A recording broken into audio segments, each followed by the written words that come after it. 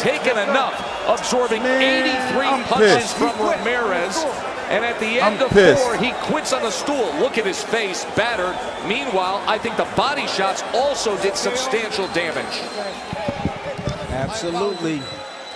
I knew it was a matter of time. I just didn't know when. I didn't know he was going to quit, though. Karpency has a I was on my phone in between rounds.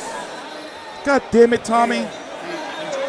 It is going to be a TKO loss for Karpency, and a TKO win now as a light heavyweight.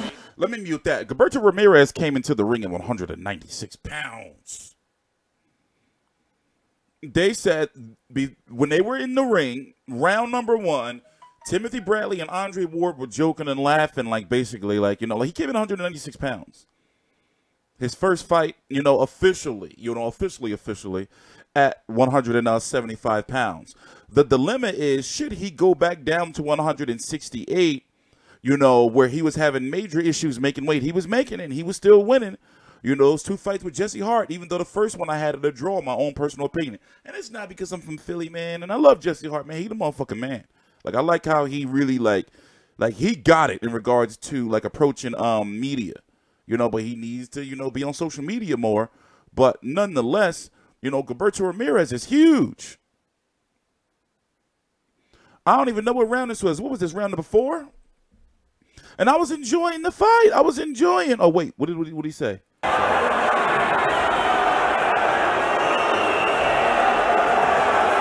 He said he was done. Karpency turning to his dad and saying, "My ribs are broke."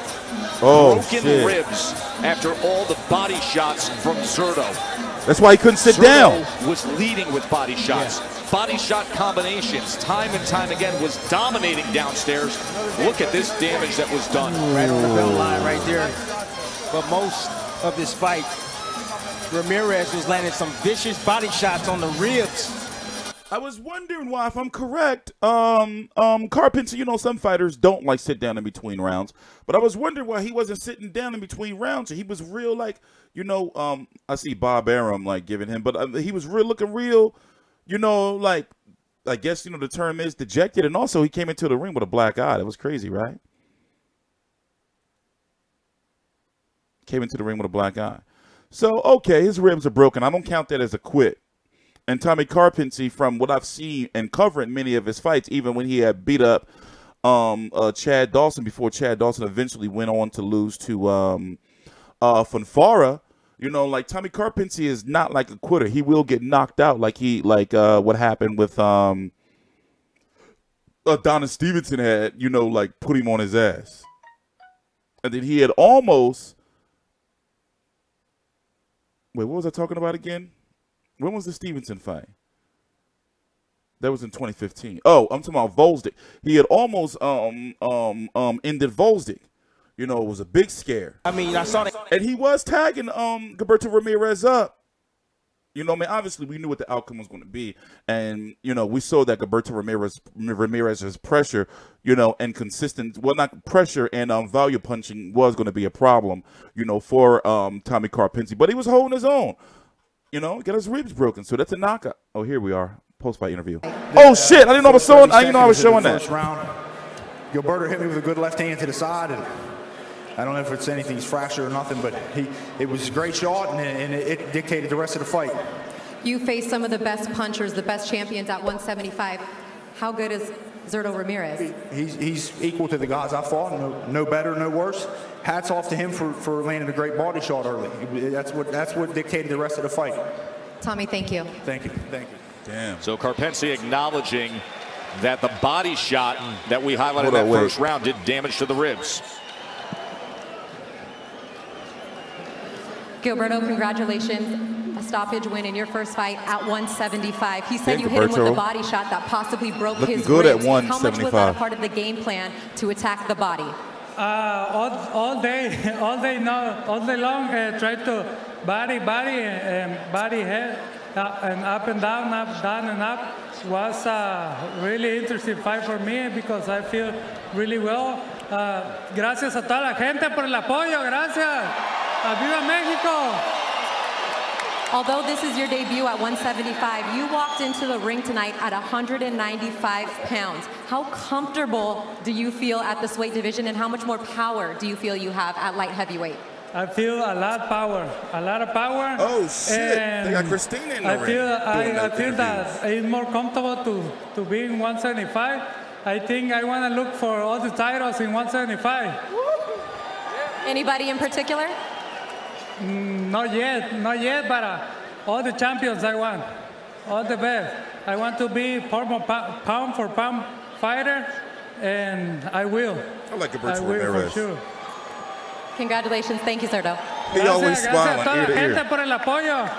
Y estoy muy agradecido con todos y pues voy a estar más tiempo aquí en Los Ángeles alrededor de mis fanáticos. Gracias. Very thankful for all. You can see that life happiness in him, you know, like growing up when he grew up, Sinaloa, you know, one of the roughest places in the world you can grow up. Aspirations to be a hitman. So when you see like the smile and everything on his face, and you know, like just know that ain't like, you know, like he got some shit with him. But you can tell like right now he's got that, like he's living the best life. He's feeling good. You know, he don't have to, you know, be worried about violence and all type of shit like that, as long as he, you know, like stay away from the past. You know, he's got a bunch of money now. You know, he's fighting on, you know, Lomachenko undercards, headlining his own cards. You know, seeking belts in other divisions. You know, like he's come a long way. That goes to show you, you know, like you can, you know, turn obviously a negative into a positive. That's Loma. But anyway, let's talk about the 175-pound division. Alexander Volstik, who just recently fought here in Philly, 175-pound WBC champion. Dimitri Bivol just beat Joe Smith about a month or so, a little bit over a month ago.